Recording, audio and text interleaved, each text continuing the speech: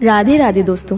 श्री कृष्ण जी और श्री राधा रानी एक दूसरे से अलग हैं ही नहीं। श्री राधा जी श्री कृष्ण की आह्लादिनी शक्ति हैं। श्री कृष्ण के जीवन में श्री राधा रानी प्रेम की साक्षात मूर्त बनकर आई। ऐसा प्रेम जिसे कोई माप ही नहीं सकता। संपूर्ण ब्रह्मांड की आत्मा कृष्ण है तो स्वयं कृष्ण की आत्मा राधा जी है। पर क्या आप जानते हैं कि कृष्ण की आत्मा स्वयं राधा पर ऐसा भी हैरतअंगेज आरोप लगता है। ऐसी भी कहानी उनके ऊपर प्रश्नन में देखने को मिलती है, जिसमें ये बताया जाता है कि एक बार श्री कृष्ण ने राधा रानी को कभी संतान ना होने का श्राप दे दिया था। दोस्तों, कृष्ण ने राधा जी को जो श्राप दिया उसकी पुष्टि श्रीमद् देवी भागवत नाम की पुस्तक से होती है। हालांकि मैं इस मत से बिल्कुल भी सहमत नहीं हूँ और इसका केवल आलोचनात्मक विवरण कर रही हूँ। श्री कृष्ण और राधा जी एक ही थे। कृष्ण अपनी राधा को कभी श्राप दें ऐसा संभव ही नहीं है। लेकिन दोस्तों, किसी भी नतीजे पर पहुंचने से पहले हमें ये जानना जरूरी है कि असल में पूरी कहानी क्या है और इसकी शुरुआत आखिर हुई क्यों। दोस्तों, मैं आपको बताने की कोशिश करती हूँ कि श्रीमद् देवी भागवत में इस कथन के बारे में क्या कहा गया है, क्या है ये कथा। दोस्तों, ये बात उस समय की है जब श्री कृष्ण ने सृष्टि प्रारंभ की। जिस प्रकार नारायण ने सृष्टि प्रारंभ की थी, उसी प्रकार देवी भागवत में श्री कृष्ण ने भी सृष्टि प्रारंभ की थी। उस सृष्टि में श्री कृष्ण ने सबसे पहले सोचा कि मैं सबसे पहले किसका विवरण करूं, किसका निर्माण करूं। तब उन्होंने अपने में से ही एक सुंदर सी देवी को प्रकट किया जो अत्यधिक दिव्य थी और श्री कृष्ण के समान ही बेहद सुंदर और आकर्षक थी।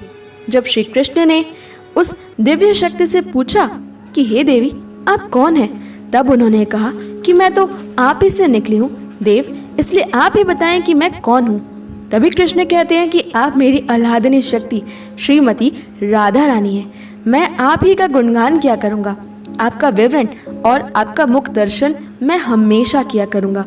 इस प्रकार बात जब बढ़ती गई तब श्री कृष्ण को ये ज्ञात हुआ कि उन्हें सृष्टि के निर्माण के लिए और भी अनेक कार्य करने हैं। दोस्तों, कथा में आगे बताया जाता है कि उस समय सर्वेश्वरी श्री राधा रानी ने सोचा कि अब उन्हें भी एक पुत्र की आवश्यकता है। राधा रानी ने जब ये कल्पना की कि मेरा भी पुत्र होना चाहिए, तभी उनके शरीर से एक दिव्य पुरुष प्रकट हुए जो बालक ही थे, परंतु वो बहुत ही दिव्य थे। कुछ दिनों के पश्चात जब राधा रानी ने उनके मुख को देखा तो उनके मुख में उन्हें पूरा ब्रह्मांड समाया हुआ दिखा। ये देखकर कहा जाता है कि राधा रानी जी को अच्छा नहीं लगा, परंतु राधा रानी करती भी क्या। तब उन्होंने उस बालक को जल में प्रवाहित करने का फैसला कर लिया। जब उन्होंने उस पुत्र को जल में बहा दिया तब ये बात श्री कृष्ण को पता चली। उन्होंने देख लिया, वो बहुत ही ज्यादा क्रोधित हो गए। श्री कृष्ण ने क्रोध में कहा कि हे देवी, ये आपने आज क्या कर दिया। मैं आज आपको ये श्राप देता हूँ कि आपको कभी संतान प्राप्ति नहीं होगी। चाहे आप कुछ भी करें, आप सदा किशोरी ही रहेंगी, निसंतान ही रहेंगी। कहा जाता है कि यह सुनकर श्रीमती राधा रानी कुछ ना कह सकी। उन्हें अपनी गलती का एहसास हो गया था, लेकिन अब गलती हो चुकी थी और श्राप भी मिल चुका था। दोस्तों, श्रीमद् देवी भागवत के इस कथन को सुनकर मुझे नहीं लगता कि कृष्ण ने राधा रानी को कभी श्राप दिया होगा। कृष्ण अपनी राधे को श्राप दे, ये बात कोई भी अपने स्वप्न में भी नहीं सोच सकता है, क्योंकि वो दोनों सोचते भी एक ही हृदय से हैं। तो उनके मत अलग अलग भला कैसे हो सकते हैं। और रही बात गीता प्रेस गोरखपुर के श्रीमद् देवी भागवतम की इस पुस्तक की, जिसमें ये कथा पूरी तरह से लिखी हुई है कि किस प्रकार श्री कृष्ण ने राधा रानी को निसंतान होने का श्राप दिया और इसी कारण राधा रानी की कोई संतान नहीं थी, तो ये कथन एक भ्रामक कहानी ज्यादा प्रतीत होती है।